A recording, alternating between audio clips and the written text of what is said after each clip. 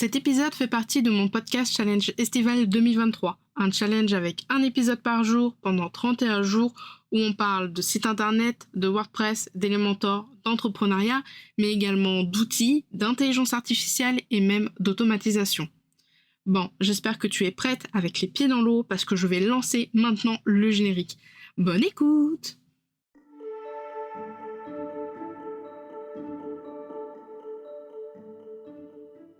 Bienvenue dans la Pause Café, le podcast qui aide les indépendantes à comprendre l'entrepreneuriat et le web. Je suis Camille, webmaster sous Elementor et WordPress depuis 2020 et mon job, c'est d'aider les indépendantes comme toi à créer, développer et gérer leur site internet. 2 fois par mois, on se retrouve pour un nouvel épisode. Alors installe-toi confortablement, prends un petit café et je te souhaite une très bonne écoute.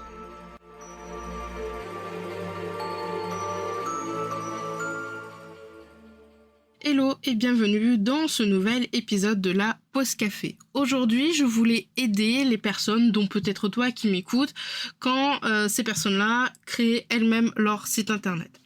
Alors, je vais pas faire le truc du style c'est pas bien de créer soi-même son site internet. J'ai déjà vu des sites internet faits par des personnes qui ne sont absolument pas, où c'est absolument pas leur corps de métier, et pour autant, ce sont vraiment de très jolis et de très fonctionnels sites internet. Donc l'un n'empêche pas l'autre. Simplement, on dira que créer son site internet seul quand on n'a pas les compétences, quand on n'a pas forcément le temps, ça peut vite devenir un peu le parcours du combattant. Pour t'aider, j'ai décidé de sélectionner les 5 erreurs que je vois le plus souvent dans de la création de sites et du coup de te les définir ici dans cet épisode pour t'aider un petit peu.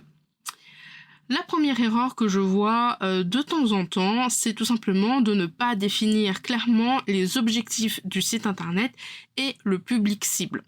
Alors, il se peut que ta clientèle cible ne soit pas forcément le même public cible que ton site internet.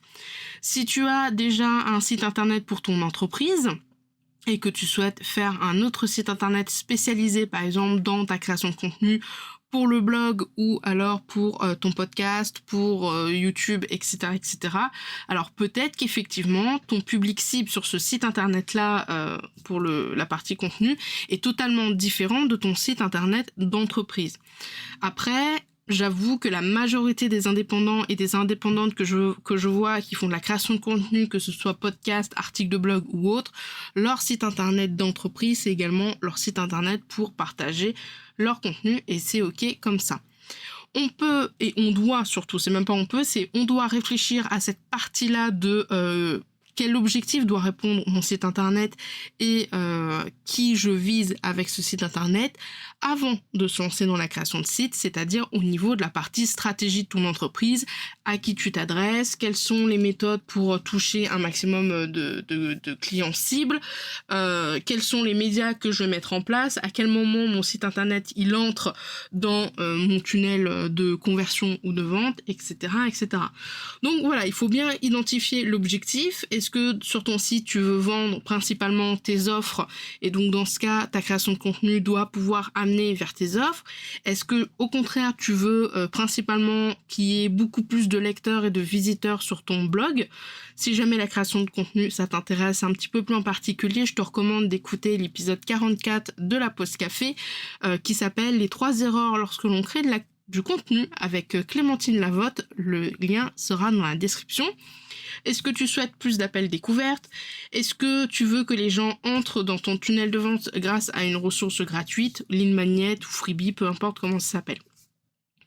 C'est clairement ça qu'il faut réfléchir. C'est un peu, en fait, la création de site internet, c'est un peu comme arriver sur un réseau social. Quand tu vas commencer à faire ta stratégie LinkedIn ou Instagram, tu vas forcément te dire, ok, sur Instagram, de quoi je veux parler, qui est-ce que je veux toucher. Sur LinkedIn, pareil, qui est-ce que je veux toucher, qu'est-ce que je veux faire avec Instagram? Est-ce que je veux que les gens me contactent? Est-ce que je veux que les gens ils aillent dans ma bio pour s'inscrire à une ressource?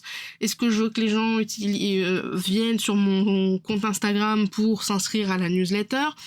Voilà, le site internet, ça fonctionne exactement pareil qu'un réseau social, c'est un média, donc il faut que tu aies exactement les mêmes réflexions au moment de sa création. Deuxième erreur que je vois souvent, c'est de ne pas forcément choisir la bonne plateforme de création de site. Alors, avant de te lancer dans la création de site et te dire ok, moi je vais partir sur WordPress parce que tout le monde est sur WordPress, parce que vraiment j'en entends beaucoup parler, etc., il faut vraiment prendre en compte tes besoins.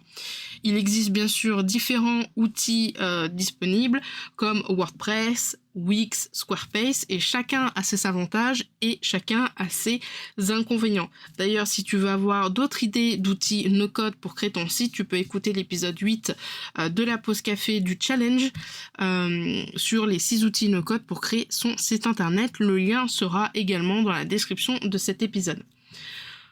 Si tu es à l'aise avec la technologie, c'est-à-dire si tu n'as pas peur de mettre les mains dans le cambouis, de chercher des tutoriels et que tu es assez, on va dire, flexible, tu peux potentiellement aller du côté de WordPress, parce que WordPress, il faut quand même un petit peu de technique pour l'installer, wordpress.org, j'entends, sur son hébergeur. Il faut quand même un petit peu de technique pour installer les extensions, les configurer, potentiellement régler des petits soucis par-ci par-là quand des fois ça arrive. Si en revanche la tech c'est ta phobie, vraiment tu ne veux pas en entendre parler, et rien que te dire ouais, je vais devoir aller dans l'hébergeur, dézipper un truc, aller dans la base de données, etc., je te conseille peut-être d'aller sur une solution simple et prête à l'emploi comme du Wix ou du Squarespace, je vais y arriver, ou alors du Showit si tu es dans les métiers un petit peu design, graphiste, photographe, etc. Ça peut potentiellement te convenir. Assure-toi cependant de vraiment réfléchir à la plateforme qui te correspond par rapport à tes compétences, par rapport à tes objectifs au long terme et surtout potentiellement par rapport à ton budget.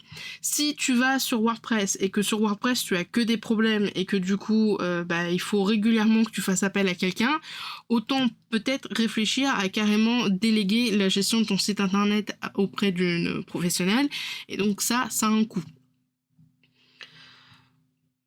Tu pourras dans tous les cas toujours décider de changer à l'avenir de plateforme. Attention cependant, pour la plupart des plateformes, si tu souhaites partir, il va falloir refaire manuellement ton site.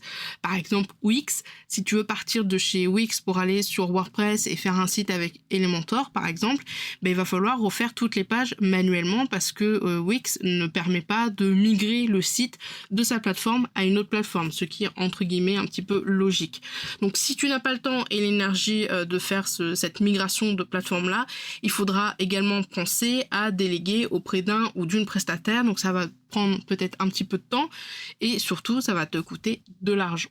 Troisième erreur, c'est de tout simplement concevoir une structure et une navigation trop compliqué. En fait, l'erreur courante, c'est vraiment de négliger, si tu veux, la structure et la navigation sur les sites internet. En gros, de vouloir en faire trop et d'en mettre partout. Je sais que c'est tentant de montrer que tu fais du blog, que tu as des offres, que tu fais du podcast, qu'on peut te contacter, que tu as des superbes ressources. Je sais que tu aimerais vraiment pouvoir faire en sorte que dans n'importe quel type de visiteur, tous puissent accéder à tout. C'est-à-dire que tu dis mince, s'il y a un visiteur qui souhaite avoir mon blog, il faut absolument que je mette mon blog en avant. Si j'ai un visiteur qui veut mon freebie, il faut absolument que je mette mon freebie en avant. Mais le problème, c'est que de vouloir trop en mettre et d'en mettre partout, en fait, c'est trop finalement. Donc, dis-toi que c'est à toi d'amener les gens là où tu veux qu'ils aillent par rapport justement à ta cible et par rapport à ton objectif.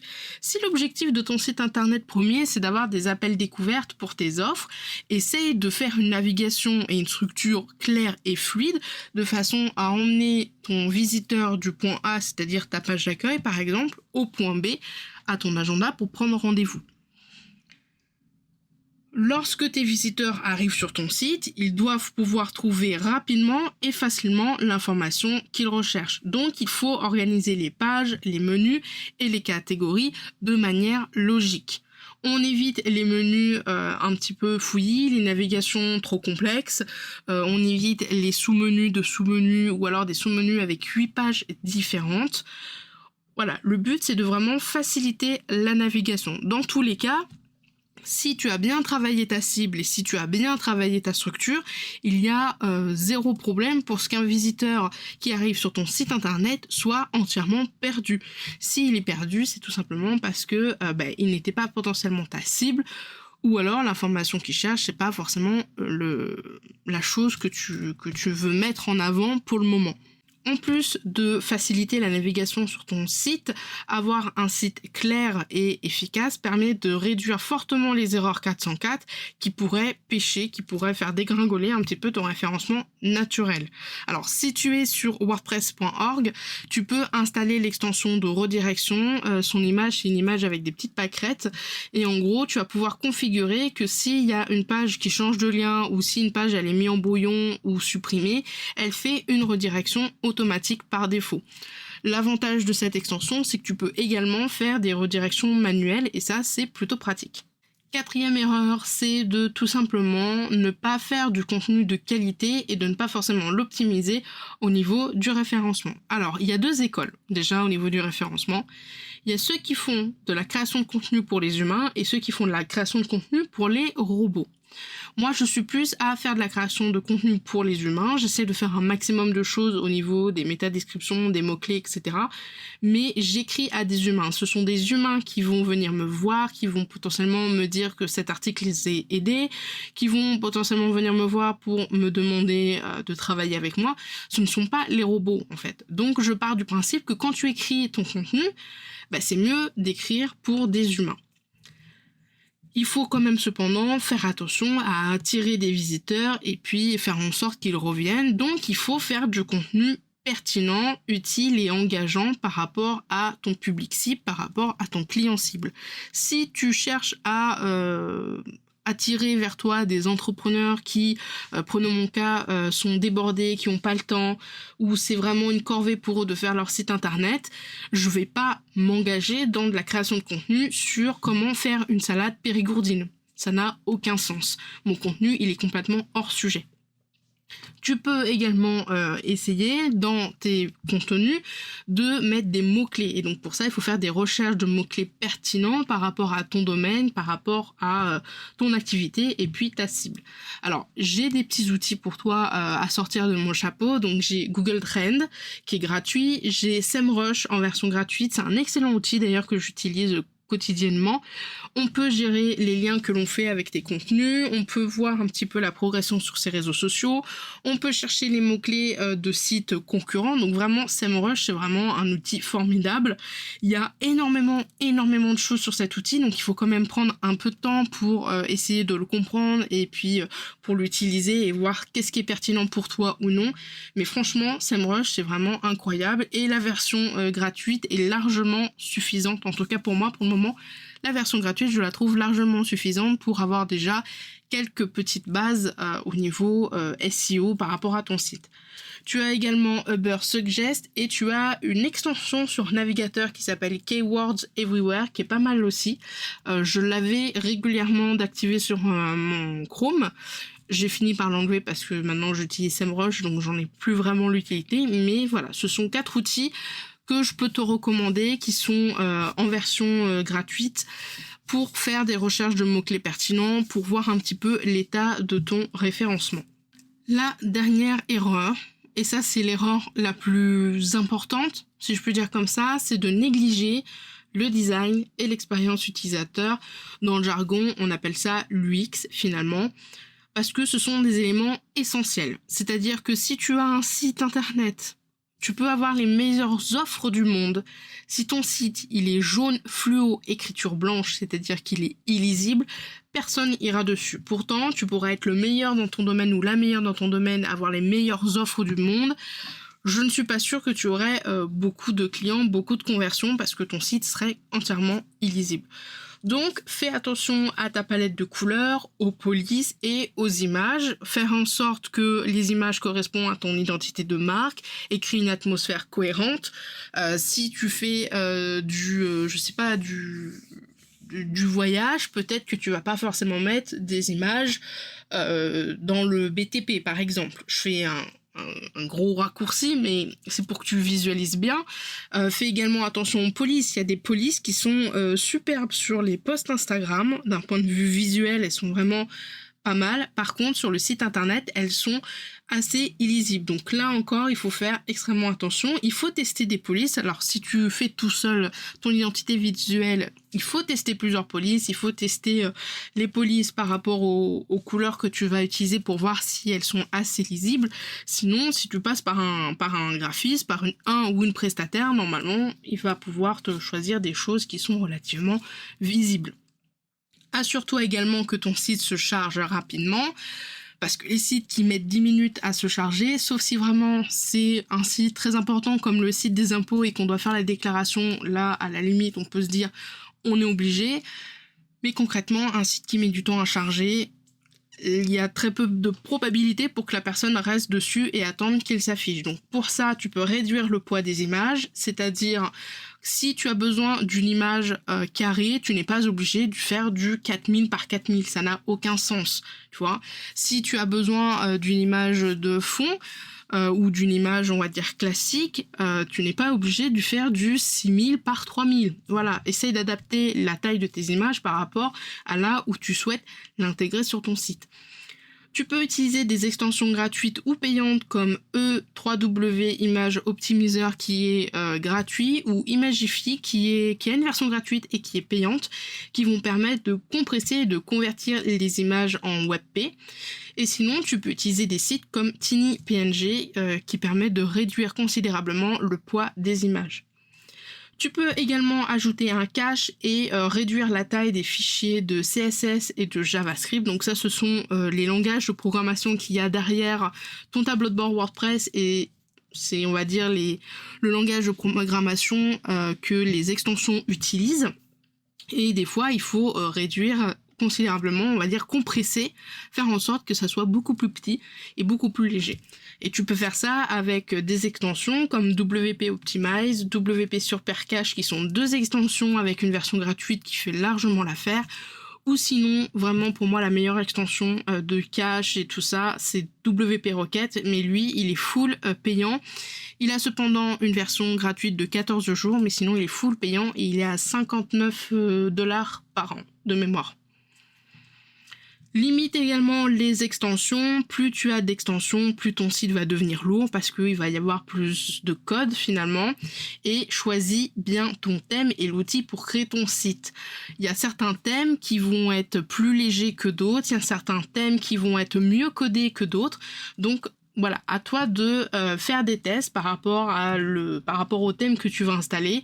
S'il y a un thème, tu vois que en vitesse tu es en E et que quand tu mets un autre thème, ta vitesse elle est en D, peut-être qu'il faut supprimer ce thème et en trouver un autre. Et dernier point, je l'avais oublié, vérifie bien le responsive, c'est-à-dire l'adaptabilité de ton site sur tous les formats d'écran. Alors la plupart des thèmes maintenant font en sorte d'intégrer le responsive. Il reste quand même des thèmes où le responsive il est un peu bancal. Donc fais attention si tu fais ton site avec des thèmes et puis Gutenberg. Et si tu fais ton site avec des constructeurs de pages comme Brizy, Divi ou Elementor, fais attention à bien adapter ton site pour le format mobile, tablette et ordi. Sur Elementor, tu peux ajouter d'autres catégories que ces trois-là, grand écran de tablette, grand écran de téléphone et grand écran d'ordinateur. Si tu veux en savoir plus sur le responsive, je t'invite à écouter l'épisode 36 de la pause café qui s'appelle « Un site responsive, qu'est-ce que c'est ?» Le lien sera dans la description de cet épisode. En clair, fais en sorte que l'interface utilisateur, au niveau design, au niveau expérience utilisateur de navigation, soit intuitive et conviviale en plaçant des éléments importants à des endroits stratégiques. Évite le design vide, pas du tout attrayant, et en même temps, évite de mettre trop d'éléments pour ne pas surcharger ton design. Fais attention au temps de chargement lent ou à un design vraiment confus où il y a plein de choses qui bougent dans tous les sens, où on ne sait pas trop où aller parce que ça peut décourager tes visiteurs et puis ils vont partir pour aller sur un autre site qui sera beaucoup plus fluide où ça sera beaucoup plus clair. Voilà, c'était à peu près les 5 erreurs courantes que je vois souvent quand je vois les gens qui se lancent dans la création de leur site internet seuls. N'oublie pas de prendre le temps de planifier la création de ton site internet, de définir les objectifs, de définir les mots-clés par rapport à ton contenu, de choisir la bonne plateforme, etc., etc. Si jamais tu sais, en écoutant cet épisode, que tu as fait ces erreurs, c'est pas grave. L'erreur est humaine et c'est en faisant des erreurs que l'on apprend. Essaye juste maintenant de prendre le temps cet été pour adapter ton site et corriger ces erreurs-là.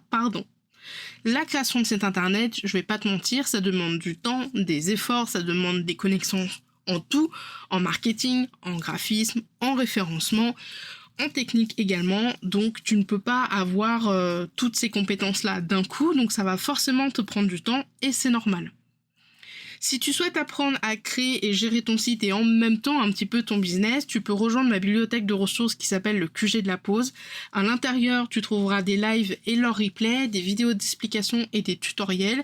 Et il y a même des ressources à télécharger comme des templates Notion ou Elementor. Je te laisse encore une fois le lien vers le QG dans la description de cet épisode et on se retrouve demain pour un prochain épisode. Salut! Tu as aimé cet épisode et tu ne veux pas rater les prochains ? Alors abonne-toi à la Pause Café sur la plateforme de ton choix. Et si la Pause Café te plaît, n'hésite pas à me laisser un avis et une note sur Apple Podcast pour le faire découvrir à d'autres entrepreneurs. Si tu n'as pas Apple Podcast, pas de souci, tu peux le partager autour de toi en me mentionnant avec @CamilleDavid15. Sur ce, je te souhaite une très bonne journée, une très bonne semaine et je te dis à la prochaine dans un prochain épisode. Salut!